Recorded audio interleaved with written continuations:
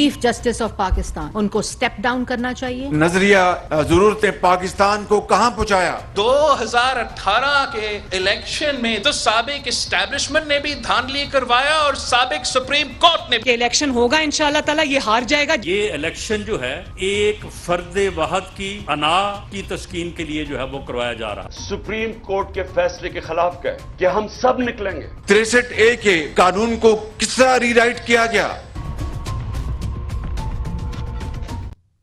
السلام علیکم ناظرین، آپ روبرو پروگرام دیکھ رہے ہیں اور میں ہوں آپ کا میزبان شوکت پراچا. قومی سلامتی کمیٹی کا 41واں اجلاس آج ہوا اور اب سے تھوڑی دیر پہلے تک اس کا اعلامیہ بھی جاری کر دیا گیا.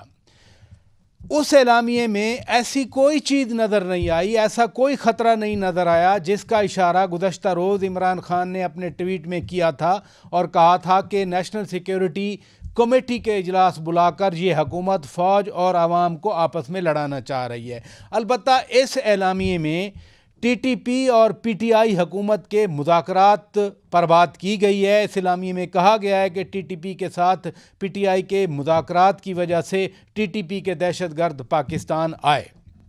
وفاقی کابینہ نے سپریم کورٹ کا 14 مئی کا پنجاب میں الیکشن کرانے کا فیصلہ مسترد کیا تھا.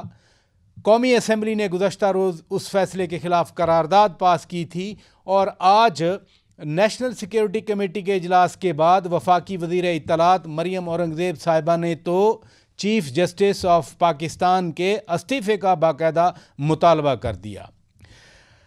پاکستان کو آج بڑی کامیابی بھی ملی. پاکستان کی پریمیئر انٹیلیجنس ایجنسی ISI نے ایک بہت بڑا دہشت گرد پکڑ لیا.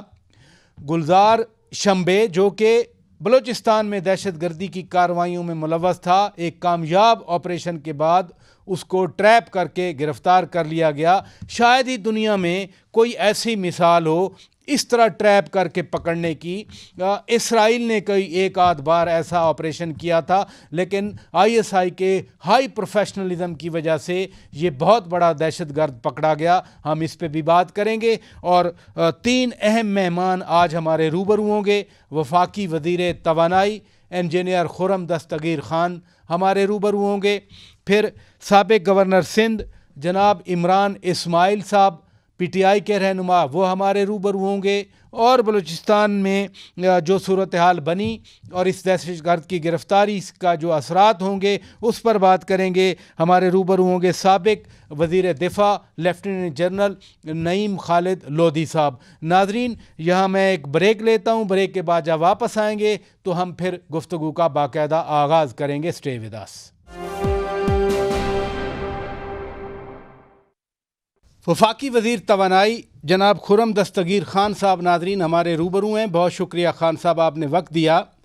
آج نیشنل سیکیورٹی کمیٹی کا بڑا اہم اجلاس، ملک کے سلامتی کے بڑے چیلنجز ہیں، لیکن عمران خان نے کل ہی ٹویٹ کر دیا تھا کہ یہ اجلاس بلا کر حکومت اب آرمڈ فورسز اور عوام کو آپس میں پچ کرنا چاہ رہی ہے اور سیکیورٹی کے پریٹیکسٹ پہ یہ حکومت پھر الیکشن کو ڈیلے کرنے کی کوشش کر رہی ہے.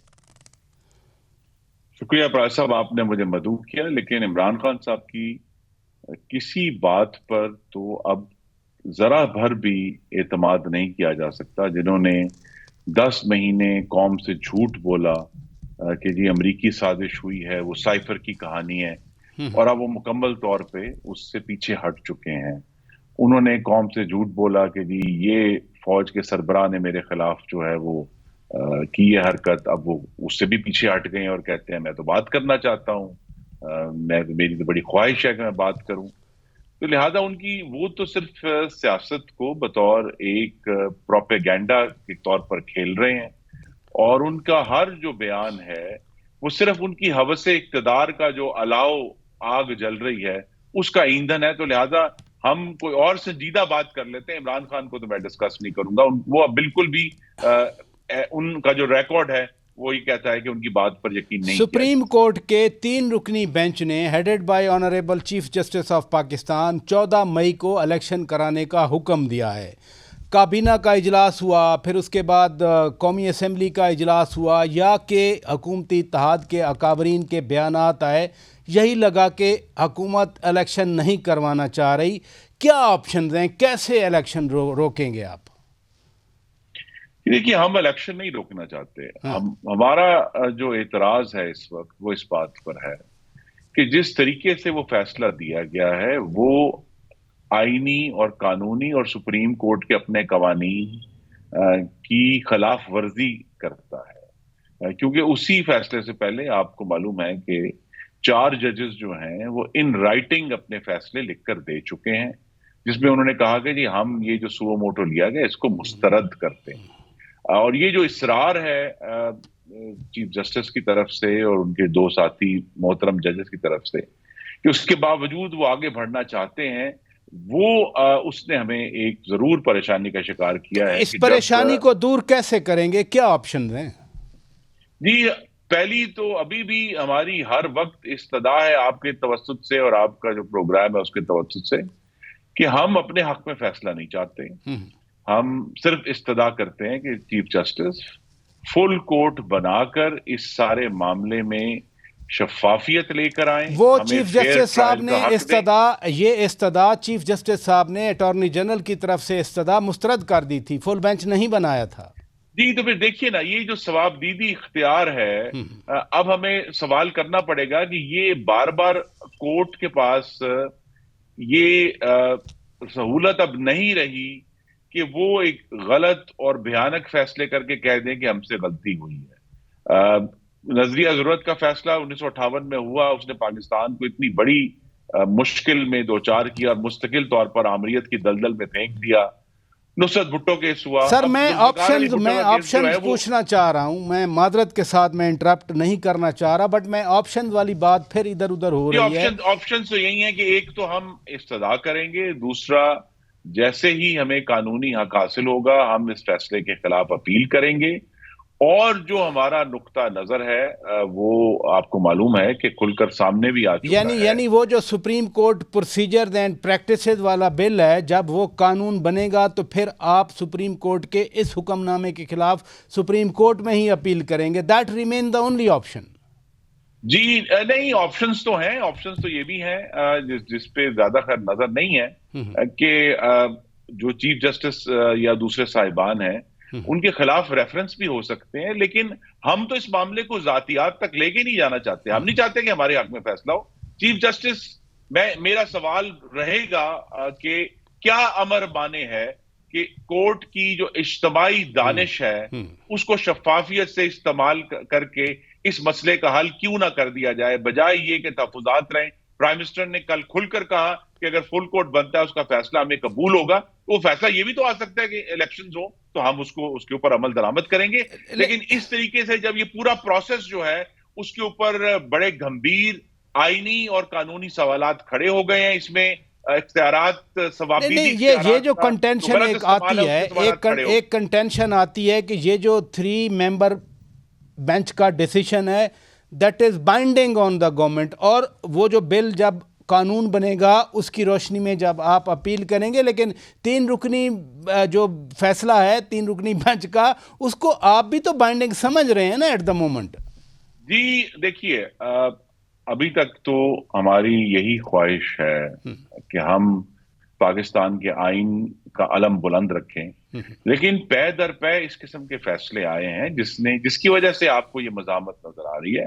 63A کے بارے میں جو سپریم کورٹ نے پچھلے سال بڑے ادب سے کہوں گا انتہائی ناانصافی اور غیر منصفانہ فیصلہ کیا, جس کے نتیجے میں 12 کروڑ عوام جو پنجاب میں رہتے ہیں ان کی حکومت بدل گئی, ان کا حق رائے دہی ختم ہو گیا, اس میں ایک نئی جو ہے وہ کئی جو مصیبتیں آ گئی ہمارے سامنے. تو یہ سارے ایشوز جو ہے اب کورٹ یہ بعد میں کہہ دے کہ جی ہم سے غلطی ہو گئی, تو بھئی یہ غلطی جو ہے اس کی کانسیکوینسز ہیں, اور ہماری جو استدعا ہے وہ یہی کہ جو شفافیت اور جو ثواب دیدی اختیارات کا کسی ضابطے کے اندر استعمال ہے جو کورٹ بار بار حکومت کو کہتا ہے, تو سپریم کورٹ کے اندر بھی اب شفافیت کی روشنی پہنچنی چاہیے. آپ یہ سارا معاملہ اب سپریم کورٹ پر ہے, لیکن جو کچھ حکومت کر سکتی ہے, مثلاً آپ وزیر دفاع بھی رہے ہیں جو کہ بعد میں آپ بنے تھے, ڈان لیکس ہوئی تھیں, ڈان لیکس میں طارق فاطمی صاحب کو نکالا گیا, پرویز رشید صاحب کو نکالا گیا, اب جو انٹرویوز آئے ہیں جنرل باجوہ صاحب کے، اس کے مطابق، ان انٹرویوز کے مطابق، ان کی بات چیت کے مطابق تو وہ آپ کی حکومت پر ایک دباؤ تھا، دباؤ کی وجہ سے ان دونوں شخصیات کو نکالا گیا. سپریم کورٹ فیصلہ دے نہ دے، لیکن آپ کی حکومت ہے، آپ تو جو ان کے ساتھ زیادتی ہوئی دونوں حضرات کو، آپ تو ریلیف دے سکتے ہیں. اب جی، ریلیف سے زیادہ اس وقت ضرورت ہے کہ سپریم کورٹ جو ہے وہ اپنا گھر خود صاف کرے، اور اس کے اندر جو ایک بڑی دراڑ آ چکی ہے، جس کا نتیجہ ہم نے دیکھا کہ ایک چیف جسٹس نے 6 رکنی بینچ بنا کر اپنے ہی 2 ججوں کا فیصلہ جو تھا اس کو ختم ہی کر دیا انہوں نے. تو اس قسم کی جب ہم ایک مستقل طور پر، اور یہ اس کا آغاز جو ہے وہ بھی عمران خان نے کیا تھا جب انہیں قاضی فائز عیسیٰ کے خلاف ایک ریفرنس دائر کیا، اور اس دن سے آج تک کورٹ کے اندر دراڑ ہے. لیکن کورٹ کا جو ریکارڈ ہے آئین اور قانون کے معاملے میں، اس پر بڑے گمبھیر سوالات ہیں، اور اس کو درست کرنے کا طریقہ یہی ہے. میں پھر کہہ رہا ہوں، دوہرا رہا ہوں، میں اپنی مرضی کے فیصلہ نہیں مانگ رہا، میں صرف یہ کہہ رہا ہوں کہ جناب چیف جسٹس صاحب پورے کورٹ کے جسٹس صاحبان کو بٹھائیں، پہلے تو یہ فیصلہ کریں کہ فیصلہ کیا تھا، اور پھر اس کے بعد جو اگر کورٹ کوئی حکم دیتا ہے، فل کورٹ جو ہے، جس طرح میں آپ کے ناظرین کو یاد کرا دوں کہ بار بار یہ بات اٹھائی جا رہی ہے کہ جی اسی جو کورٹ تھا، اس نے سو موٹو لے کے جو ووٹ آف نو کانفیڈنس ہے اس کو بھی آگے چلنے کا موقع دیا تھا. اس وقت یہ بھی تاریخ کے ریکارڈ کا حصہ ہے کہ 13 ججز اسلام آباد میں موجود تھے، ان میں سے 11 نے کہا کہ سو موٹو بنتا ہے. یہاں جو ہمارے پاس 7 رکنی بینچ رہ گیا تھا، اس میں 4 نے کہا کہ نہیں بنتا. تو اس کی وہ جو فیصلہ تھا نو کانفیڈنس والا، اس کی کورٹ کے اندر سے جو ساکھ اور قانونی حیثیت ہے وہ اسٹیبلش ہوئی تھی، اس فیصلے کی نہیں ہے. آج ویسے تو جسٹس عطر من اللہ صاحب نے بھی اختلافی نوٹ میں یہی کچھ لکھا ہے جو آپ فرما رہے ہیں، لیکن میں تو آپ سے ایک سوال پوچھا تھا کہ طارق فاطمی صاحب کے ساتھ زیادتی ہوئی، سینیٹر پرویز رشید صاحب کے ساتھ زیادتی ہوئی، آپ کی حکومت انہیں ریلیف نہیں دے سکتی، کم از کم اب ان سے اپالوجی تو مانگی جا سکتی ہے جو سبسیکوینٹ ریولیوشنز ہوئی ہیں.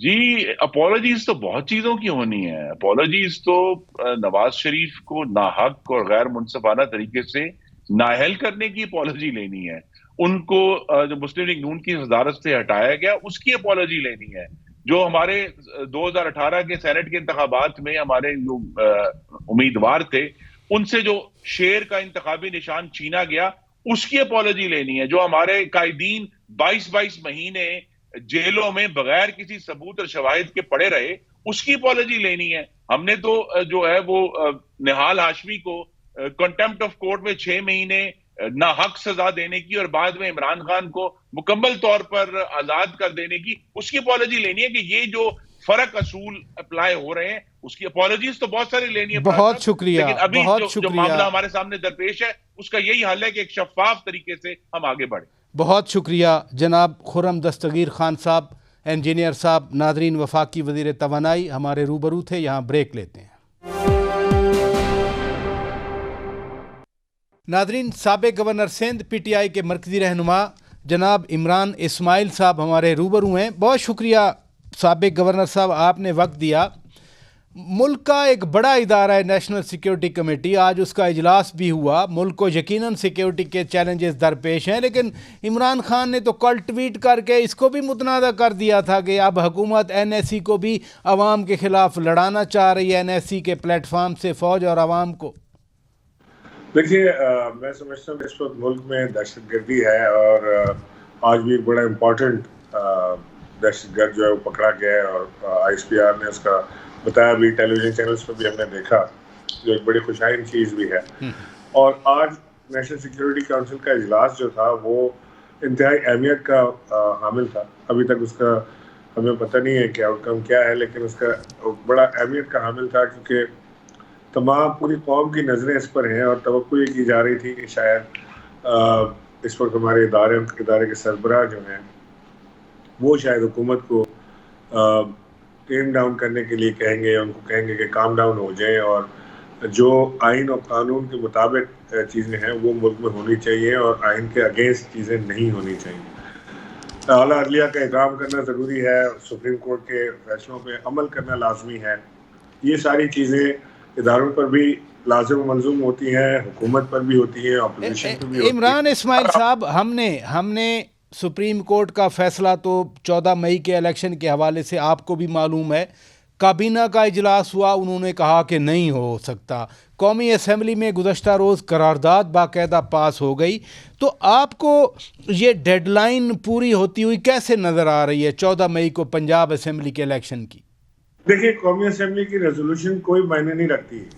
قومی اسمبلی کی ریزولوشن سپریم کورٹ کے 3 رکنی بینچ کے فیصلے کو ختم نہیں کر سکتی. یہ کوئی پاکستان کے قانون میں کہیں نہیں لکھا ہوا.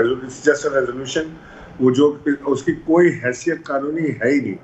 تو لہٰذا اس وقت میں سمجھ رہا ہوں کہ جو خان صاحب نے آپ نے ٹویٹ کا ذکر کیا, خان صاحب کا بھی یہ خیال تھا اور ہماری پارٹی میں دیگر لوگوں کا بھی یہ خیال ہے, اور پاکستان میں عمومی طور پہ عوام کا بھی یہ خیال ہے کہ قانون کی بالادستی کو قائم رکھنے کے لیے اور سپریم کورٹ کی سپریمیسی کو قائم رکھنے کے لیے اس وقت جو ہمارے آرمی چیف ہیں یا ہمارے اداروں کے سربراہ جو ہیں وہ اپنا کردار ضرور ادا کریں گے, اور وہ یہ مت دیں گے ہماری اس ناسمجھ اور بیکار حکومت کو کہ وہ یہ جو کھیل رہے ہیں پاکستان کے قانون و آئین کے ساتھ, یہ خطرناک ملک کے لیے ثابت ہو سکتا ہے. یہ نہ کیا. لیکن آج آپ نے بھی دیکھا جسٹس اطہر من اللہ صاحب کا اختلافی نوٹ بھی سامنے آ گیا. وہ بھی کہہ رہے ہیں کہ فیصلہ تو 4-3 سے مسترد ہو گیا تھا. دیکھیں, یہ کام ہم نے پہلے بھی ہوتے ہوئے دیکھا ہے. 1997 میں بھی ہمیں یاد ہے کہ سپریم کورٹ میں تفریق ڈالی گئی تھی, اور یہ ابھی حکومتی اسپانسرڈ تفریق سپریم کورٹ میں اس وقت ڈالنے کی کوشش کی جا رہی ہے. اب وہ اختلافی نوٹ جو بھی ہو, اس کی اختلافی نوٹ کی بھی اتنی حیثیت نہیں ہے. وہ یعنی ججمنٹ کا حصہ نہیں ہوتا اختلافی نوٹ. وہ اپنی رائے دیتے ہیں کہ جی میرا یہ خیال ہے لہٰذا میں یہ کہہ رہا ہوں. وہ ججمنٹ کا حصہ نہیں ہوتا. ہم بات کریں ججمنٹ کی. ججمنٹ آ گئی ہے, 14 تاریخ کو انتخابات ہونے ہیں. انتخابات سے یہ میڈیم کی حکومت بھاگتی ہے, ان کو ڈر لگتا ہے, ان کو رات کو ڈراؤنے خواب آتے ہیں انتخابات کا سنتے ساتھ ہی, اور یہ ان کو پلپٹیشن شروع ہو جاتی ہے اور ہارٹ اٹیک کی نوبت آ جاتی ہے سٹنگ حکومت کو جب سے انتخابات کی بات آتی ہے. اس سے بچنے کے لیے یہ کچھ بھی کرنے کو تیار ہو جاتے ہیں. یہ کہیں بھی چلے جاتے ہیں, یہ کدھر بھی گر جاتے ہیں, اور یہ آج ان کی حد الامکان کوشش ہوگی کہ ان کو سپورٹ کوئی ایسی مل جائے ہمارے اداروں کی طرف سے کہ اپنی حکومت کو مزید توڑ دے سکیں. آپ کراچی میں تشریف فرما ہیں. ایم کیو ایم کے خاصے تحفظات بھی ہیں مردم شماری کے حوالے سے, الیکشن کے حوالے سے, لیکن وہ ابھی کل بھی وزیر اعظم سے ملے اور پچھلے ہفتے بھی ملے تھے. یہ اتنی فریکوینٹ میٹنگز خیریت ہے ویسے؟ دیکھیں, ایم کیو ایم کا صاحب کا جو ریکارڈ رہا ہے نا, وہ کبھی بھی ڈولتی کشتی یا ڈوبتی کشتی کے مسافر نہیں رہتے. وہ انہوں نے ابھی اس کشتی کو ڈولتے دیکھ کے اپنی لائف جیکٹس پہن لی ہے, اور وہ کسی وقت بھی اس میں سے چھلانگ لگانے کے لیے تیار ہے. جی, آپ بڑی خبر نہیں دے رہے, آپ فرما رہے ہیں کہ ایم کیو ایم حکومت چھوڑنے کی تیاری کر رہی ہے. جیسے ہی انہیں یہ محسوس ہوگا کہ ابھی تو وہ اس میں ہے نا کہ انتخابات نہیں ہو رہے ہیں, یہاں سے سہارا ملا ہوا ہے, وہاں سے سہارا ملا ہوا ہے, لیکن جیسے ہی ان کو یہ نظر آئے گا کہ انتخابات ہو رہے ہیں اور یہ حکومت اب زیادہ دن کی مہمان نہیں ہے, تو ایم کیو ایم اس کشتی میں سے چھلانگ لگا دے گی. مجھے بتا دیں آج تک کون سی ڈوبتی کشتی میں ایم کیو ایم سوار رہی ہے. تو انہوں نے لائف جیکٹس پہن کے رکھی ہوئی ہیں, ان کو رف سمندر نظر آ رہا ہے, انہیں پتہ لگ رہا ہے کہ یہ چھوٹی سی کشتی اتنے بڑے سمندر کا جس کا نام عمران خان ہے اس کو مقابلہ نہیں کر پائے گی, تو یہ اس میں سے کود جائیں گے. نہیں, لیکن ابھی تو فیصل سبزواری صاحب نے تو واضح کہہ دیا کہ 2018 میں ہمیں زبردستی حکومت میں شامل کیا گیا تھا. آپ کیوں لائے تھے زبردستی ان کو حکومت میں؟ آپ فیصل سبزواری سے پوچھیں کہ ابھی کیا وہ خود سے گئے یا ابھی بھی زبردستی گئے. یہ تو ہمیشہ ہی فون پہ آتے جاتے رہے, انہوں نے تو کبھی اپنے فیصلے تو خود کر نہیں پائے آج تک. یہ تو شروع سے آج تک ان کی داستان ہے. ہم نے بہرحال میں اس بات کا گواہ ہوں کہ ہماری طرف سے ان کو کبھی کوئی پریشر یا کوئی چیز نہیں رہی, بلکہ ہم نے جتنے 4.5 سال ہمارے ساتھ یہ حکومت میں رہے تو ان کے ساتھ ہر چیز پہ ان کو راضی کر کے, نیگوشیٹ کر کے, ان کو بتا کے, ان کو سمجھا کے, ہر چھوٹی چیز پہ, ہر بڑی چیز پہ. میرا تو آدھا جو گورنر کا دور تھا وہ اس میں گزر گیا کہ میں نے ایم کیو ایم کو راضی رکھنا ہے. تو میں اگر یہ بات ہوتی کہ ہم نے نہیں نہ آپ نے ان کے دفاتر کھولے، نہ آپ نے ان کے سیاسی ورکرز ریلیز کیے، آپ کہتے ہیں آپ مناتے رہے. کیسے منانے کا یہ فن تھا کہ ان کے گریونس تو اپنی جگہ پہ، شکایات اپنی جگہ پہ برقرار رہیں. دفاتر کھولنا ان کے اختیار میں تھا جو جن کے کہنے پہ چلتے ہیں. ہمارے اختیار میں کہاں تھا دفاتر؟ میرے پاس تو تھا ہی نہیں کوئی ایسا اختیار کہ ان کے دفاتر کھول دیتا. اور دیکھیں دفاتر بھی ان کے وہ دفاتر یہ مانگ رہے تھے جو ٹیرر سمبل سمجھے جاتے تھے، جہاں سے لوگوں کو پتہ تھا کہ یہاں سے بتا، فلانا، پرچی، یہ ساری چیزیں وہاں سے چلتی ہیں. تو وہ بے شک ان کا ارادہ نہ ہوگا آگے دوبارہ یہ کام کرنے کا، لیکن کیونکہ وہ جگہ سمبلائز ہو گئی تھی کہ جی یہ یہاں سے یہ کام ہوتا ہے، تو وہ اس کو دوبارہ اسی کام پہ چڑھنے میں زیادہ دیر نہیں پھر لگتی. تو لہٰذا وہ بہرحال وہ فیصلہ بھی ہمارا نہیں تھا، وہ فیصلہ بھی انہی کا تھا جنہوں نے. اچھا اب یہ جو بات ہو گئی الیکشن شیڈیول کے حوالے سے، سید اثر قیصر صاحب سابق اسپیکر قومی اسمبلی وہ کہہ رہے ہیں کہ ہم الیکشن کے اوپر، الیکشن کی تاریخ کے اوپر، الیکشن شیڈیول کے اوپر ہم کچھ لچک دکھانے کے لیے تیار ہیں. یعنی پی ٹی آئی کی دیگر قیادت بھی راضی ہے کہ چلیں الیکشن 14 مئی کو نہیں، تھوڑا آگے چلے جائیں اور آگے چلے جائیں، یا سید اسد قیصر صاحب کی اپنی یہ سوچ ہے؟ میں آپ کو یہ بالکل دعوے سے کہہ سکتا ہوں کہ پاکستان تحریک انصاف ایز پاکستان تحریک انصاف ہماری سوچ کوئی نہیں ہے ایک دن بھی الیکشن آگے لے جانے کی. سوال ہی نہیں پیدا ہوتا کہ ہم الیکشن آگے لے جائیں. ہم ہیں کون الیکشن آگے لے جانے والے؟ یہ تو سپریم کورٹ کا فیصلہ ہے، سپریم کورٹ کے فیصلے پہ عمل ہونا ہے. ہم بالکل تیار نہیں ہیں. ہم ایز اے پارٹی آپ سے کہہ رہے ہیں کہ ہمیں انتخابات اسی تاریخ پہ چاہیے جو سپریم کورٹ نے دی ہیں. اس سے ایک دن، ایک گھنٹہ، ایک منٹ آگے جانے کو ہم تیار نہیں ہیں. مجھے نہیں پتا سر قیصر صاحب نے کیا کہا ہے یا کہاں کہا ہے، لیکن میں آپ سے بالکل کلیئر آپ سے یہ بات کہہ رہا ہوں کہ ہماری پارٹی کی کوئی سوچ نہیں ہے الیکشن آگے لے جانے. یعنی یہ جو مذاکرات کے لیے تو خان صاحب بھی کہتے ہیں، فواد چودھری صاحب بھی کہہ رہے تھے کہ جی مذاکرات کریں، ہمارے ساتھ بیٹھیں تو صحیح. تو آپ تو بالکل ہی رول آؤٹ کر رہے ہیں نا پھر مذاکرات کو. نہیں، مذاکرات کے لیے ہم تیار ہیں. آنے والے انتخابات کے لیے جو نیشنل الیکشن ہے، سندھ کی اسمبلی ہے، بلوچستان اسمبلی ہے، اس کے اوپر مذاکرات کرنے کے لیے ہم تیار ہیں. لیکن پنجاب اور کے پی کی جو ڈیٹ آئی ہے اس پہ ہم کوئی مذاکرات ہم کر نہیں سکتے. میرے مثال کے طور پہ عمران خان کہتے ہیں، ایک ایگزامپل آپ کو دے رہا ہوں، ہم تیار ہو جاتے ہیں 15 دن انتخابات آگے بڑھانے کے لیے. ہمیں تو سپریم کورٹ سے اجازت لینی پڑے گی.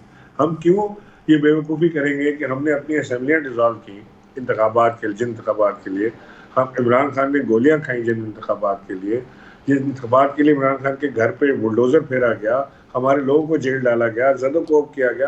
اس کی جب تاریخ آ گئی تو ہم نیگوشیٹ کرنے بیٹھ جائیں گے. اب ہم نیگوشیشن کے لیے تیار ہیں. یعنی آپ فرما رہے ہیں کہ جو مذاکرات کے لیے آپ کی آمادگی ہے آپ کی پارٹی کی، وہ سندھ اسمبلی پہلے توڑنے کی، قومی اسمبلی پہلے توڑنے کی، بلوچستان اسمبلی پہلے توڑنے کی، یہی ہے پھر؟ بالکل ہم اسی پہ بات کریں گے کہ جنرل الیکشن جو ہے اس کی تاریخ کے اوپر بات کر لیں کہ وہ اگر انہوں نے بات کرنی ہے ہم سے. لیکن آپ مجھے ایک سمپل سی چیز بتائیں کہ ایک فیصلہ سپریم کورٹ نے دیا، مثال کے طور پہ کسی کو جزا یا سزا دینے کا، پھانسی دینے کا دیا فیصلہ مثال کے طور پہ، اور میں اور ایک اپوزیشن اور گورنمنٹ مل کے فیصلہ کریں کہ نہیں، ہمارا خیال ہے کہ اس کو پھانسی نہیں دینی چاہیے، اس کو چھوڑ دیتے ہیں. تو مطلب سپریم کورٹ کا فیصلہ کہا گیا پھر.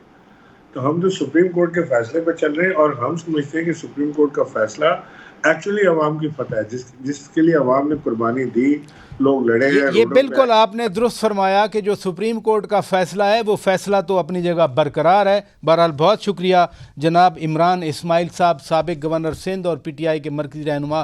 ناظرین اپنا پرسپیکٹیو دے رہے تھے، یہاں بریک لیتے ہیں. ویلکم بیک ناظرین، آپ روبرو پروگرام دیکھ رہے ہیں. پاکستان کی سیاست سے نکل کر ہم ایک اہم موضوع پر بات کریں گے. پاکستان کی پریمیئر انٹیلیجنس ایجنسی ISI نے پاکستان کو ایک بہت بڑی کامیابی دلائی ہے. ایک بہت بڑا دہشت گرد جس نے پاکستان میں دہشت گردی پھیلائی ہوئی تھی، خاص طور پر بلوچستان میں اس نے دہشت گرد تنظیمیں بنائی ہوئی تھیں، ہوسٹائل انٹیلیجنس ایجنسیز کے ہاتھوں میں کھیلتا تھا.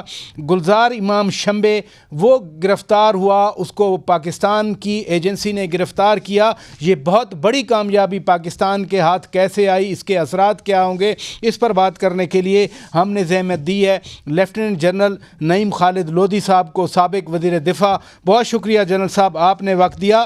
میں गुलजार इमाम शंबे की बात से पहले थोड़ा सा समझना चाहूँगा कि बलूचिस्तान का सिक्योरिटी लैंडस्केप क्या है इस वक्त। जी बहुत शुक्रिया। देखिए बात यह है कि बलूचिस्तान के बारे में इसमें तो कोई शक नहीं है कि कुछ तो लोगों की बिल्कुल जायज़ शिकायत हैं, क्योंकि इलाका बहुत बड़ा है, बस्तियां दूर दराज पाई जाती हैं, फासले बहुत ज़्यादा हैं, तो हर जगह ना पानी पहुंचा है, ना सड़कें पहुंची हैं, ना तालीम पहुंची है, ना कोई डेवलपमेंट पहुंची है। गो के बहुत डेवलपमेंट हुई है पिछले 10 साल में, बहुत सारे चीज़ें बनाई गई हैं, स्कूल बने हैं, हॉस्पिटल बने, लेकिन फिर भी वो इतना बड़ा इलाका है, आप देखें ना 1/4 तो वो पाकिस्तान का हिस्सा है, सबसे बड़ा वो सूबा है उसके लिहाज से। दूसरी बात ये कि वहाँ का जो निज़ाम है, सरदारी निज़ाम, उसमें कोई सूरत हाल ऐसी रही है कि पॉलिटिक्स में तमाम बालाई जो है वो ये सरदार साहबान जो है इनके खाते में जाती थी। इनके अपने बच्चे जो हैं बाहर पड़े हैं और बाहरी सुकूनत भी इख्तियार करते हैं, लेकिन फिर वहाँ से मामला भी शुरू कर देते हैं, बलूचिस्तान के खिलाफ जो है ना काम शुरू कर देते हैं, नाम लेकर पंजाब का या पाकिस्तान का या पाकिस्तान फौज का। तो मैं तो हमेशा ये कहा करता हूँ, देखिए कि इस वक्त वहाँ पर प्रोविंशियल असेंबली मौजूद है, उनके सेनेटर्स मौजूद हैं, चीफ मिनिस्टर उनके अपने हैं, गवर्नर उनके अपने हैं। ये सब कुछ ये सब कुछ है, तो फिर गुलजार इमाम शंबे ये है कौन, ये कहाँ से निकल आया? जी एक तो मैंने कहा ना कि कुछ तो हैं लोगों के मामला जिस पे, और फिर ये है कि इतने बड़े इलाके में ऑपरेट करना दुश्मन की इंटेलिजेंस एजेंसीज के लिए बहुत आसान हो जाता है। और फिर ये है कि अगर इलाका थोड़ा सा डिप्राइव्ड हो तो लोगों को वहाँ से भर्ती करना भी बहुत आसान हो जाता है।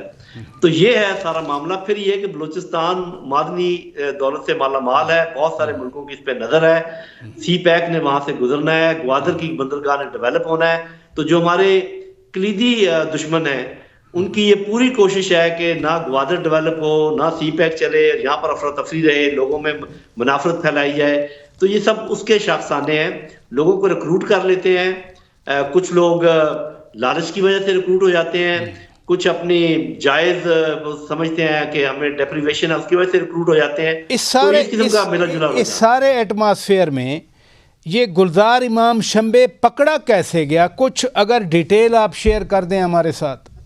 जी पहली बात तो ये कि जैसे जो कुछ हमने सुना है और मुझ तक जो मालूमात पहुंची है कि काफी अरसे से हमारी इंटेलिजेंस एजेंसीज ये पता लगाने की कोशिश कर रही थी कि कौन है जो हेड है, जो नई बनी है बलूचिस्तान नेशनल अलायंस BNA, क्योंकि इससे पहले BLA थी लिबरेशन पार्टी, ये BNP है नेशनल पार्टी बलूचिस्तान नेशनल। तो ये सारा देखने की जरूरत थी कि ये कैसे हो रहा है। और फिर आपको पता है कि दुश्मन साथ मिल गए, तहरीक तालिबान पाकिस्तान ने तकवीत पहुंचाई उनको, IS के पीक तक के इनके साथ ताने बाने जो मिले, रॉ के तो साथ थे ही। तो ये हाथ डालना इतना आसान नहीं होता जब तक कि आपको यकीन ना हो जाए। क्योंकि एक और बात मैं आपको बताऊं पराचा साहब, कि जो दुश्मन की एजेंसीज हैं वो उनकी पूरी कोशिश होती है कि इस किस्म का कोई उनका ऑपरेटर जो है वो जिंदा हाथ ना आए। तो फिर ये पकड़ा कैसे गया जनरल साहब? जी इसके लिए कोई बहुत बड़ा ऑपरेशन लॉन्च हुआ होगा, बहुत कोई लंबे चौड़ी प्लानिंग हुई होगी, क्योंकि वरना ये जिंदा नहीं पकड़ा जा सकता। एग्जैक्टली हाँ जी, जरूर उन्होंने इंतजाम किए होंगे कि इसको मार दिया जाए इससे पहले कि ये पकड़ा जाए। तो इसका मतलब ये है कि हमें सलूट करना चाहिए अपनी इंटेलिजेंस एजेंसीज को, बहुत ही कोई उन्होंने अच्छा प्लान बनाकर इसको घेर लिया और अपने पकड़ लिया जी। अभी मैसेज क्या है फिर, अगर हॉस्टाइल एजेंसीज के हाथ इतना टॉप मैन था, इतना प्रोटेक्टेड इन्वायरमेंट में होगा, उसके बावजूद ISI ने उसको पकड़ लिया, पाकिस्तान के अंदर है, वो हमारी इंटेलिजेंस एजेंसीज के पास है, तो फिर जो बाकी दहशतगर्द हैं, बाकी तंजीमें हैं, उनके लिए क्या मैसेज है फिर?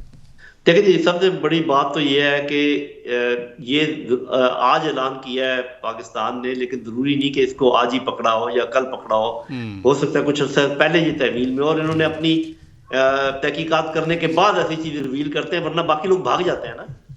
तो मेरा अपना ख्याल ये है कि जिन और लोगों को हाथ डालना था उन पर हाथ पड़ चुका होगा, नेटवर्क का पता चल चुका होगा, उसके बाद ये मामला हुआ होगा। तो मैसेज 2-3 हैं। एक तो दुश्मन की इंटेलिजेंस एजेंसीज जहां पर क्या सफ़े मातम बिछी होगी उनके लिए कि हम में इतनी طاقت اور سوچ سمجھ ہے کہ ہم آپ کے بچھائے ہوئے جال جو ہے ان کو کاٹ سکتے ہیں.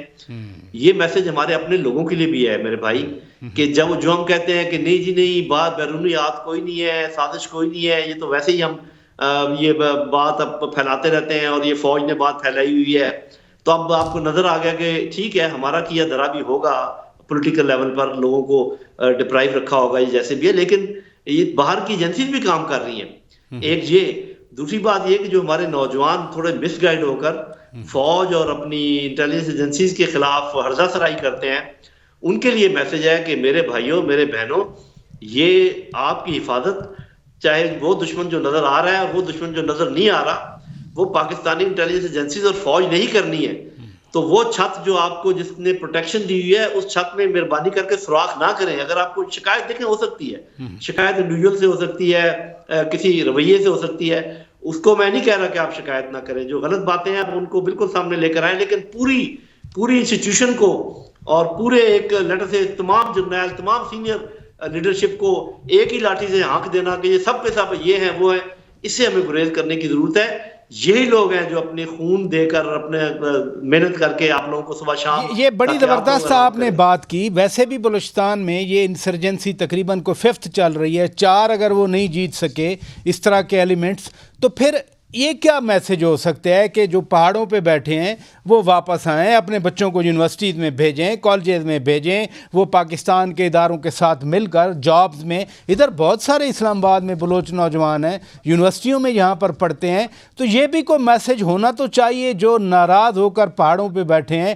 وہ واپس آئیں, وہ انٹرمکس کریں, وہ سیمیلیٹ ہوں, وہ جیسے میں اور عام پاکستانی دوسرے پھرتے ہیں, ملک تو سب کا ہے, وہ ان کے لیے بھی تو میسج ہے نا سر. اس میں کوئی شک نہیں, آپ نے بالکل صحیح بات کی ہے کہ جو تو ہیں مس گائیڈڈ لوگ جو کسی شبہ میں یا کسی شک میں ایسی تنظیموں کو جوائن جنہوں نے کیا ہے, ان کے لیے تو یہ میسج یہی ہے جو آپ نے کہا ہے کہ واپس آئیے, آپ کا ملک ہے, اپنے ملک میں آئیں, تعلیم حاصل کریں, بچوں کو اپنی ان کے صحت کا خیال رکھیں, آگے بڑھیں. لیکن کچھ لوگ جو اپنا ضمیر بیچ چکے ہیں اور انہوں نے ہتھیار اٹھا لیے ہیں, وہ شاید اس دام میں نہ آئے, ہماری ان باتوں میں نہ آئے, یہ دام نہیں میں کہہ رہا, جو جائز بات آپ کر رہے ہیں. تو ان کے لیے تو پھر ایک ہی جواب ہے کہ اینٹ کا جواب ہم پتھر سے دیں گے, جو لوگ اس کے یہ ایٹیچیوڈ رکھیں گے. لیکن سب کے لیے یہ بالکل پیغام آپ نے جو دیا یہ درست ہے, یہ پیغام ہونا چاہیے پولیٹیکل گورنمنٹ کی طرف سے بھی, افواج پاکستان کی طرف سے بھی, کہ ہماری بائیں کھلی ہیں, آپ آئیں, ہتھیار رکھیں, اپنے ملک کی ترقی میں حصہ لیں, اور یہ آپ کا صوبہ بہت ترقی کرنے والا ہے, اللہ تعالیٰ کے فضل و کرم سے بہت آگے جانے کے امکانات ہیں. تو آئیں سب مل کر اس کو بناتے ہیں اور اس میں شامل ہوتے ہیں, بجائے اس سے کہ اس سے ہم علیحدگی اختیار کریں. بہت شکریہ جنرل صاحب, بہت زبردست میسج آپ نے دیا. ناظرین, لیفٹیننٹ جنرل نعیم خالد لودھی صاحب اس خاص اہمیت کے حامل موضوع پر ہمارے ساتھ بات کر رہے تھے. ہم اسی طرح سے سابق گورنر سندھ عمران اسماعیل صاحب کا بھی شکریہ ادا کرتے ہیں, اور وفاقی وزیر برائے توانائی خرم دستگیر خان صاحب کا بھی شکریہ ادا کرتے ہیں. اپنے میزبان شوکت پراچا کو اجازت دیجیے. خدا حافظ.